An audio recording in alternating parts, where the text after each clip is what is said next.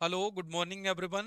आज है आपका 1 जुलाई और 1 जुलाई को हम लोग नेशनल डॉक्टर्स डे के रूप में सेलिब्रेट करते हैं, यानी राष्ट्रीय चिकित्सक दिवस के रूप में सेलिब्रेट करते हैं।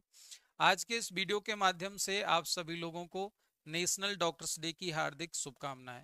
इस वीडियो में आज मैं बात करूंगा कि आपकी हेल्थ को मेंटेन करने के लिए, समाज के स्वास्थ्य को मेंटेन करने के लिए जो डॉक्टर्स का योगदान है, उसके साथ साथ मैं आपसे बात करूंगा कि आपकी हेल्थ को मेंटेन करने के लिए, आपके स्वास्थ्य को मेंटेन करने के लिए आपकी क्या ड्यूटीज हैं, आपकी क्या रिस्पॉन्सिबिलिटी हैं।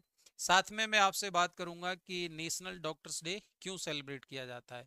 तो आइए सबसे पहले जान लेते हैं कि नेशनल डॉक्टर्स डे क्यों सेलिब्रेट किया जाता है। तो नेशनल डॉक्टर्स डे सेलिब्रेट किया जाता है डॉक्टर बिधान चंद्र रॉय की पुण्यतिथि और जन्म तिथि को याद करने के लिए, उनको श्रद्धांजलि अर्पित करने के लिए हम लोग डॉक्टर्स डे को सेलिब्रेट करते हैं। डॉक्टर बिधान चंद्र रॉय का जन्म बिहार में हुआ और उन्होंने मेडिकल एजुकेशन ऑब्टेन करने के बाद भारत में चिकित्सा के क्षेत्र में बहुत सारे काम किए। बाद में चल के डॉक्टर बिधान चंद्र रॉय वेस्ट बंगाल के सेकंड चीफ मिनिस्टर बने।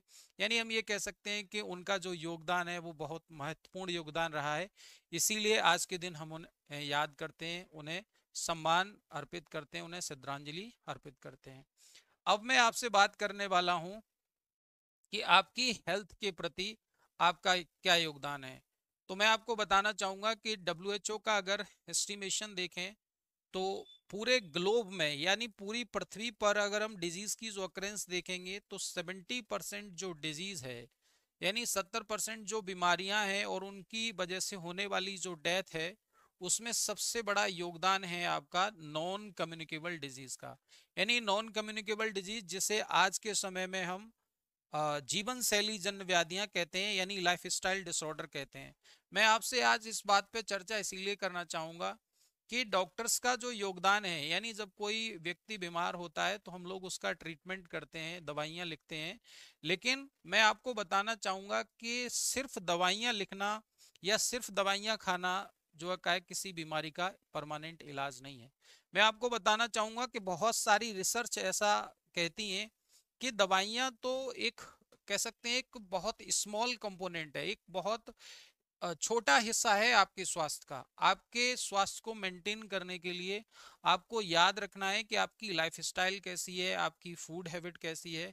इसके थ्रू आप अपनी हेल्थ को मेंटेन कर सकते हैं। तो जैसा मैंने इनिशियली वीडियो में कहा कि आज मैं आपको आपकी रिस्पॉन्सिबिलिटी गिनवाने वाला हूं कि आपको क्या करना है। डॉक्टर्स तो आपके लिए नए नए इन्वेंशन कर रहे हैं, नई नई जो है टेक्नोलॉजी लेकर के आ रहे हैं, नई नई मेडिसिन रिसर्च कर रहे हैं, जिसके माध्यम से हम आपके स्वास्थ्य को बेहतर से बेहतर बना सकें। लेकिन आप अपने हेल्थ के लिए क्या कर रहे हैं? आज मैं आपसे कहना चाहूंगा कि अगर आप केवल ये सोचते हैं कि आप मेडिसिन खाने से ठीक हो जाएंगे, आप सर्जरी कराने से किसी बीमारी से मुक्ति पा जाएंगे, तो यहाँ आप गलत हैं। ऐसी बहुत सारी रिसर्च कह रही है कि अगर कोई व्यक्ति एक अच्छी जीवन शैली जीता है, यानी प्रॉपर एक्सरसाइज करता है, हेल्दी फूड कंज्यूम करता है, और ये कह सकते हैं कि एक अच्छा वे ऑफ कंडक्ट है, यानी उसकी लाइफ एक अच्छे तरीके से वो जीता है, तो उसको दवाइयों की आवश्यकता ही नहीं पड़ेगी। अगर ओवरऑल हम देखें, मैंने पहले भी बताया है कि ग्लोबल जो डेथ का इंडेक्स है, यानी ग्लोबली जो डेथ होती है, उसमें 70% डेथ का कारण केवल और केवल आपकी लाइफ स्टाइल डिजीजेज हैं। जिसमें अगर लाइफ स्टाइल डिजीज के बारे में मैं बात करूंगा, आज के समय में मैक्सिमम जो डिजीज हैं वो आपके न्यूट्रिशन से संबंधित है। अगर मैं साइंस के हिसाब से देखूं कि जब भी हम किसी रिसर्च पेपर में किसी बीमारी के बारे में देखते हैं, तो अगर हमें उसकी कॉज का पता नहीं चलता, उसके निदान का पता नहीं चलता, तो हम लिख देते हैं अननोन इटियोलॉजी, यानी उसकी बीमारी के कारणों का पता नहीं है। लेकिन मैं आपको बताना चाहूंगा कि जब ये कहा जाता है कि बीमारी के कारण का पता नहीं है, तो आप मान लीजिए कि वो बीमारी आपकी जीवन शैली से हुई है, यानी आपकी लाइफस्टाइल से हुई है। अगर आप देखेंगे जैसे ओबेसिटी है, डायबिटीज है, हाइपरटेंशन है, गॉल ब्लैडर के डिसऑर्डर्स हैं, आपके लिवर के डिसऑर्डर हैं, ये सारी जितनी बीमारियां हैं ये हमारी न्यूट्रिशन से रिलेटेड हैं, हमारी डाइट से संबंधित हैं। तो मैं आज आपसे इस वीडियो के माध्यम से आपसे कहना चाहूंगा कि आप जो हेल्दी लाइफ स्टाइल है, और हेल्दी लाइफ स्टाइल में आपको याद रखना है कि आपका प्रॉपर फूड हैबिट क्या है, आप एक्सरसाइज करते हैं कि नहीं करते हैं, आप योग करते हैं कि नहीं करते हैं, आपके आचार विचार अच्छे हैं कि नहीं है।